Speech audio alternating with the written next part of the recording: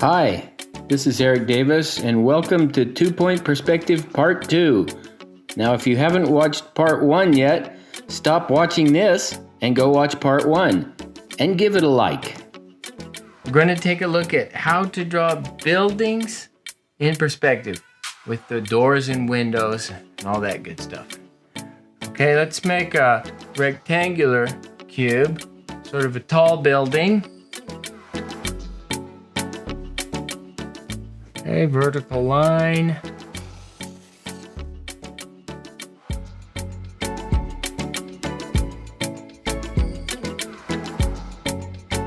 Okay, that's the basic shape of the building. Now we're going to try to find where the doors and windows go using projection lines.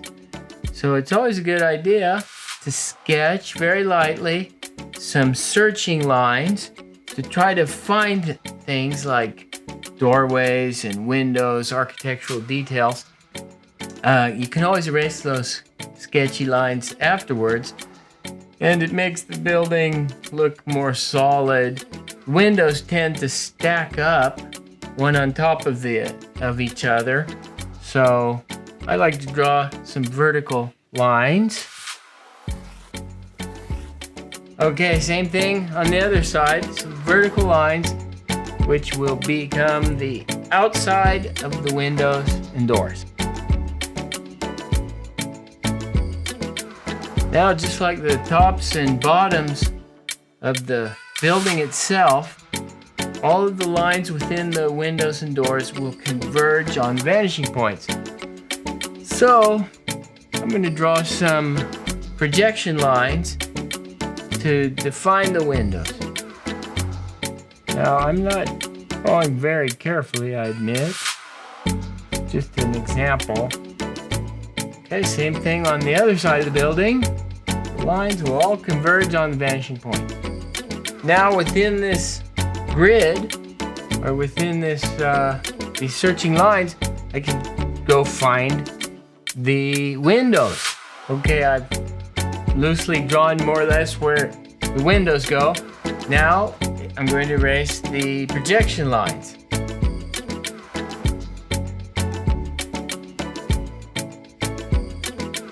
Okay, that's a bit rough, I admit, but that's the idea of how to use projection lines to find windows and other architectural details. Okay, now it's important to remember that when you're drawing something in reality, the vanishing points usually do not fall on your paper.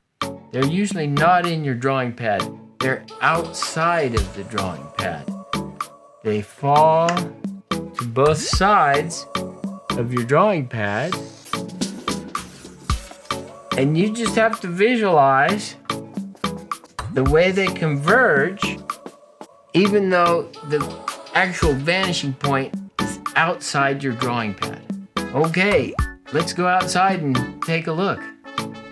This is a fine example of a beautiful type of architecture. It's only found in Spain, called mudéjar. It's 14th century. It's a fusion of Islamic and Christian architecture.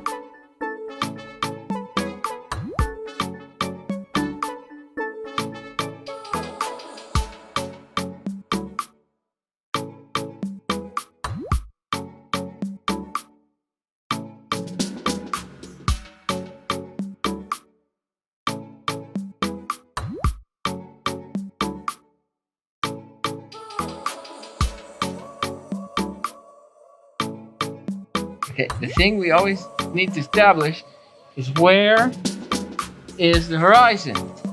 And the horizon is always your eye level. Okay? And now the horizon doesn't just stop here. At the end of our paper, the horizon is continual. And the vanishing points are actually very far from the book. In this case, the vanishing points are way over here. These vanishing points are a little bit closer. They're they're over here somewhere. So that's really important. The vanishing points are usually not on your paper. Sometimes you get one on your paper, but normally those vanishing points are outside of your paper. All of these lines go down to vanishing point on the left.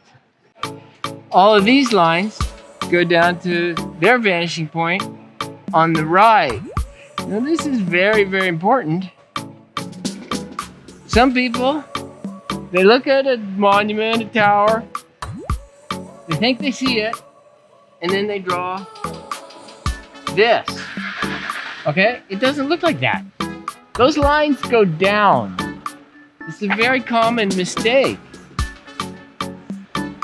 When they draw something like that, that's a bird's eye view. That's as if that structure was being viewed from above. But take your time and observe, and you'll notice all of the lines above us go down to vanishing points which are far away, usually outside the drawing pad. Same thing with the lines under the buildings. Those lines go up. And you can always compare. There's 2 or 3 ways to compare. One is just sketch and find the lines and compare. Don't just draw one line and use that line. Another way is to use your pen and compare. It's a pretty good way. And another way is to hold up your drawing pad and just really look back and forth and back and forth. It's very important that you find those lines as accurately as you can. Don't just draw a really sharp angle and call it good. You gotta observe it and make sure that's the line you want. So the lines on the bottom, they go up to the same vanishing point that the lines on the top go to.